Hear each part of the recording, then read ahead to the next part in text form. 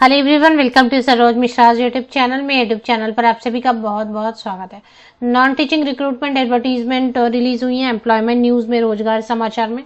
Permanent post है, government pay scale दिया जा रहा है और इसमें 12th पास एनी ग्रेजुएट या और भी कोई आपके पास क्वालिफिकेशन है तो अप्लाई कर सकते हैं। मिनिमम तो 12th पास होना होगा। किसी भी स्टेट से एप्लीकेशन कर सकते हैं क्योंकि स्थायी नौकरी है, परमानेंट जॉब है, जॉब सिक्योरिटी मिलेगी, प्लस गवर्नमेंट पे स्केल है। तो डिटेल्स आगे वीडियो में चेक कर लेते हैं। हालांकि एडवर्टीजमेंट फिलहाल एम्प्लॉयमेंट न्यूज रोजगार समाचार में ही है, वेबसाइट पर अभी डिटेल्स नहीं आई हैं, बट शॉर्ट नोटिफिकेशन में भी काफ़ी सारी चीज़ें लिखी हुई हैं तो वो चेक कर लेते हैं। फिर जैसे डिटेल एडवर्टीजमेंट आएंगे तो फिर से एक बार और वीडियो बना के इन्फॉर्म कर देंगे, सिलेबस, एग्जाम पैटर्न वगैरह।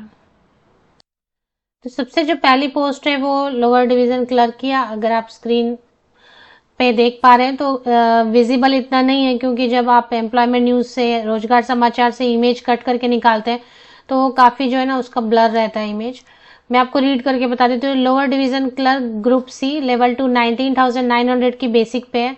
तो स्टार्टिंग में आपको 37,000 35,000 स्टार्टिंग में मिलेंगे और बाद में फिर सैलरी 63,000 तक बेसिक पे रहेगा। मतलब अगर एलडीसी से ही आप रिटायर हो जाते तो, हालांकि ऐसा होता नहीं, एलडीसी के बाद यूडीसी और इसके ऊपर भी होते हैं, जैसे कि और भी पोस्ट होते हैं। तो इसमें 10 पोस्ट है जिसमें कि जनरल के लिए 4 सीट्स हैं, ओबीसी के लिए 3, एससी के लिए 2 एंड ईडब्ल्यूएस के लिए 1। अब सपोज एसटी कैटेगरी के लिए नहीं है तो यू आर अनारक्षित में अप्लाई कर सकते हैं। 12th पास होना होगा बस, कोई परसेंटेज नहीं मांग रहे हैं। आर्ट्स, साइंस, कॉमर्स किसी से भी आप 12th पास हैं तो चलेगा। अगर कोई सर्टिफिकेट भी मांग रहे हैं तो ऐसा कुछ भी नहीं है, कोई सर्टिफिकेट नहीं मांग रहे, सिर्फ आपको स्किल टेस्ट आना चाहिए कंप्यूटर पे, English typing and Hindi typing, बस इतना ही है। तो 12th पास और टाइपिंग अगर आते तो आप अप्लाई कर सकते हैं। ना तो परसेंटेज का प्रॉब्लम है और ना ही अच्छी वैकेंसी है। अगर जनरल कैंडिडेट्स के लिए बात करें तो 18 मिनिमम है एंड अपर एज लिमिट, ऊपरी आयु सीमा 27 ईयर्स है। ये जनरल कैंडिडेट्स के लिए। अगर आप रिजर्व कैटेगरी से हैं तो और भी एज में रिलैक्सेशन मिलती है। एसटी एससी कैंडिडेट को 5 साल की छूट, ओबीसी कैंडिडेट्स को 3 इयर्स की, पीडब्ल्यूडी कैंडिडेट जनरल को 10 इयर्स की। एक और पोस्ट है असिस्टेंट ग्रुप सी की जिसमें 35,400 35,400 की बेसिक पे है। मतलब लगभग 52,000 रुपीज आपका पर मंथ स्टार्टिंग सैलरी बनेगा। रिटायर अगर आप असिस्टेंट से हो जाते हैं तो 1,12,400 की सिर्फ बेसिक पे है। 1,12,000 की सिर्फ बेसिक पे है। मतलब अगर आप असिस्टेंट पोस्ट से ही रिटायर हो जाते हैं तब भी आपकी at the time of retirement salary आराम से 1.5 लाख के ऊपर बनेगी। 3 ही पोस्ट हैं पर अपॉर्चुनिटी मिस नहीं करनी चाहिए। 2 वैकेंसीज जो है ना जनरल में है तो कोई भी अप्लाई कर सकते हैं। इसमें बैचलर डिग्री मांग रहे हैं किसी भी स्ट्रीम से, ग्रेजुएशन किसी भी स्ट्रीम से 50% मार्क्स से होना चाहिए बस। डिजायरेबल में जो लिखते हैं वो देखना जरूरी नहीं होता है, बिकॉज डिजायरेबल वाला जो है ना वो मैंडेटरी नहीं होता है।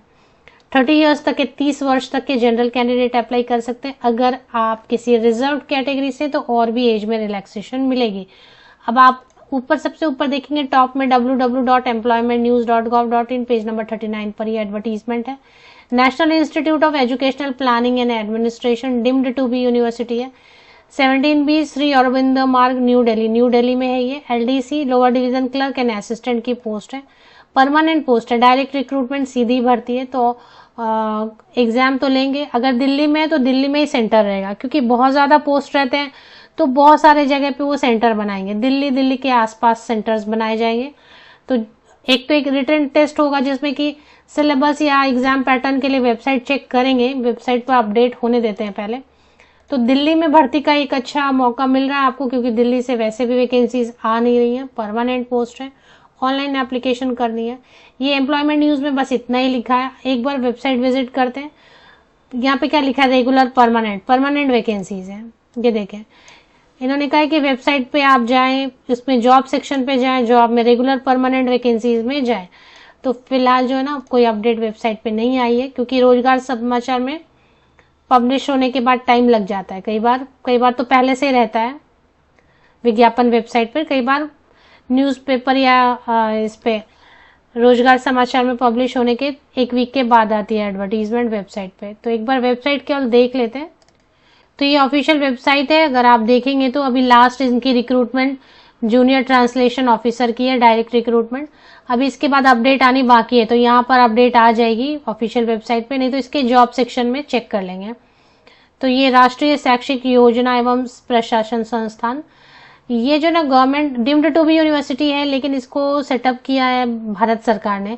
इसको सेटअप किया है भारत सरकार ने और इसीलिए काफी इंपॉर्टेंट इंस्टीट्यूट है। हालांकि डीम्ड टू बी यूनिवर्सिटी है, बट ये अलग टाइप का इंस्टीट्यूट है, national institute of educational planning and administration. तो इसकी जो इम्पोर्टेंस है वो नेशनल इम्पोर्टेंस है, भारत सरकार ने इसको सेटअप किया है। पे स्केल दे रहे हैं जो भी है इसकी पोस्ट वगैरह।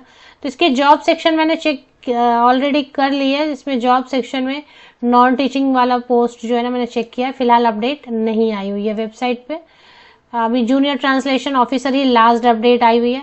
3-4 डेज या 7 डेज के अंदर अपडेट जैसे ही आ जाती है, syllabus, exam pattern, application fee, ये सारी अपडेट जो देखिए दिल्ली में महिलाओं को तो फीस नहीं रखता है। ST SC कैंडिडेट PWD को भी मोस्टली मुझे लग रहा है फीस नहीं होगा दिल्ली में, तो ऑल फीमेल कैंडिडेट्स के लिए फ्री रहता है एप्लीकेशन।